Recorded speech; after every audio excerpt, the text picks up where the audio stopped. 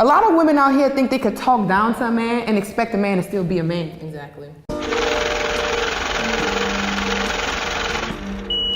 You can't talk down to a man and expect a man to still be a man. You can't sit there. He's gonna be how you want him to treat him. Right. Like, you want him to be a king, but you're not treating him like a king. You know, as much as we say men abuse women, women abuse men too. All the time. Like, literally, I have friends that's, you a bitch ass nigga. Yeah. You a fuck boy. I feel like you no good. Verbally abuse men. Verbally abuse men. And you're breaking them down. And who knows what they went through as a child? You're breaking them even farther down. Like, how can they even? But how can you expect a man to be a man if you don't treat them like a man or you don't treat them like a king? Mm-hmm. You know, you just. I feel like as women sometimes we lose sight of that, especially in arguments or when we upset when we don't get our way. We think that the best way to hurt this man is by breaking his manhood down. Why do women stay with men that they abuse? Them like that. Don't even look at as men. Because it definitely becomes a power and control thing at that point, because I feel like a lot of women do want control and do want power. They say they want a king, but do they even know? They might not even know what a king looks like. Yeah. A lot of women seek to control men or seek to control their whole outcome or the situation, and that's why a lot of women don't have men. I'm so scared to be in a relationship because I'm so scared of seeing what other people do to their spouse. Like, I see people literally break their spouses down, but then expect their spouses to be 100% in all of them. How? How can you do that? How can you sit there and just make this man feel so low or so belittled? What's a healthy way of treating your king? Because when I look at a man, and again, maybe this is 1900 type of way, but I want to cater to him. I want to cook for him. I want to make sure the house is clean. I want to massage him. I want to, I want to treat him like a king. Like, that's how I view a man that I find to be important to me, until you make me not treat you like a king. It starts from the beginning. It starts from the foundation, like you said. Like, you go into it like this. If this is who I'm dealing with, this is how you're going to be treated. Yeah. So you saying that you should walk into it with expectation, like, look, I want a king. This is what I'm expecting. Can you be this type of king to me? And if you're not, okay, it's okay that you're not going to be compatible. It's okay that you might not work. Like, for instance, like, I've had a situation where, like, I wanted to treat this man like this, but he wasn't even allowing me to. You know what I mean? He wasn't allowing me to, and it's like, yo, bruh, I want to show you who you are, who I see that you are. You know what I mean? But that's a topic on its own. But maybe it just wasn't meant to be or whatever. He just didn't want that from me, but I really wanted to show him that. You know, I'm dating. Yeah.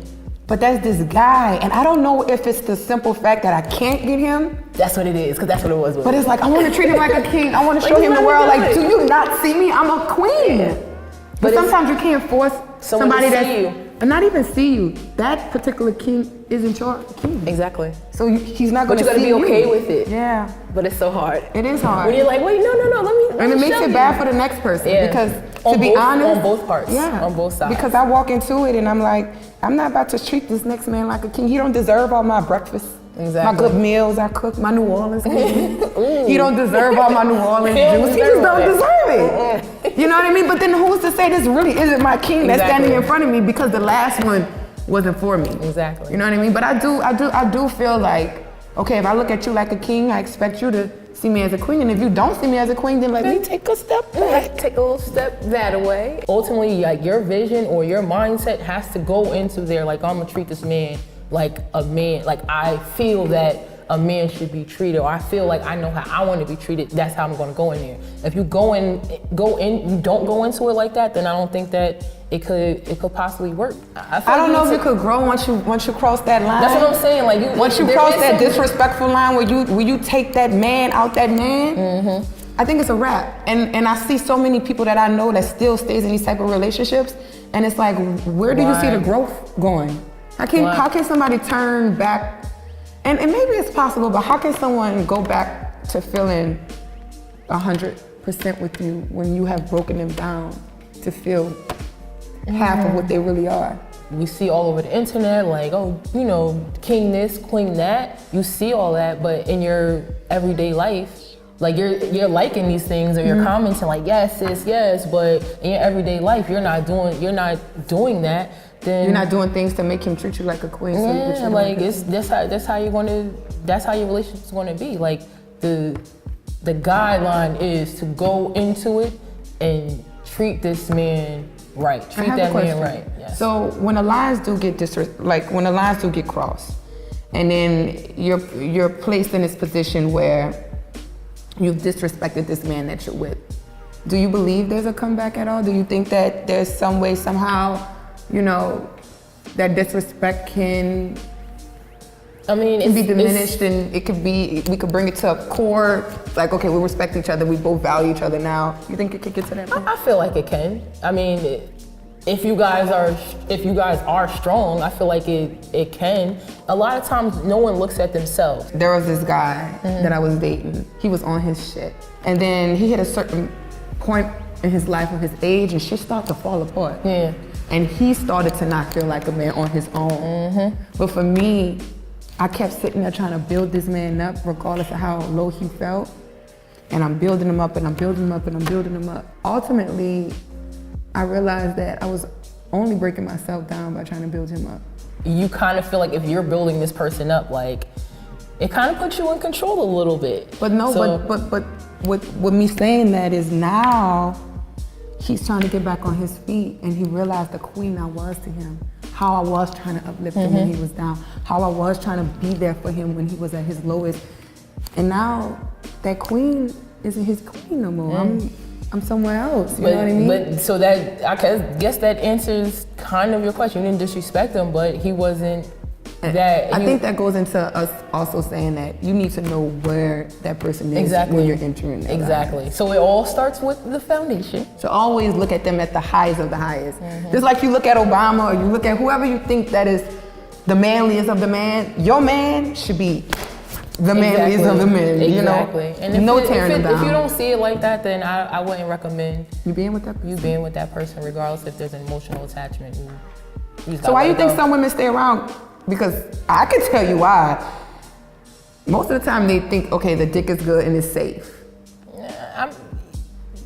Or they gave me so much. You're saying they stay around because they're dickmatized? That's what you're saying? I really do. I do. I don't know. Like, there could be an emotional attachment. There could be like, okay, he was there for this, so I'm gonna stay around, but I'm here now, and like, I don't know why people stay around. There's so many different reasons why they do, but like I said, I think it's the dick. And the reason why I'm saying that is because for you to beat a man down, make him not feel like a man, but you want a man? No, that part is about Doesn't control. make sense to me. It's about control. It's about control. You think women really? No. Yes. Nowadays, women want.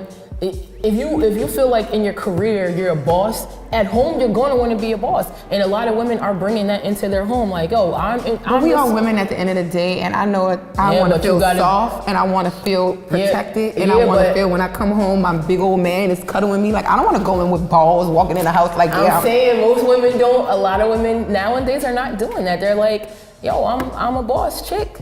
I'm a boss. I have my own company. I'm doing this, and I come home like, treat me like I'm the king of this castle. So do you think that ultimately we're not gonna need men? I think we need. Because that's how you're saying it. No. That's how I'm not agreeing with that. Okay. I'm not agreeing with it. But that's how you feel people see it. I just feel like it's changing, it's maneuvering a little bit, and we just need to know that in order for us to be treated how we want to, we have to treat our men like this. And if you want a man, back in the day, like, a man was the head of the household and all this, and if you want to stick similar to that, then just like, we definitely not in that time, and so that I think goes into. We want it, but we're not in that time, so like, you gotta choose what you want. We can't have both. So basically saying treat that man like a king. Treat that man like a king and still be a boss bitch. That's it. That's all you can do. That's what the fuck you gotta do. Seriously.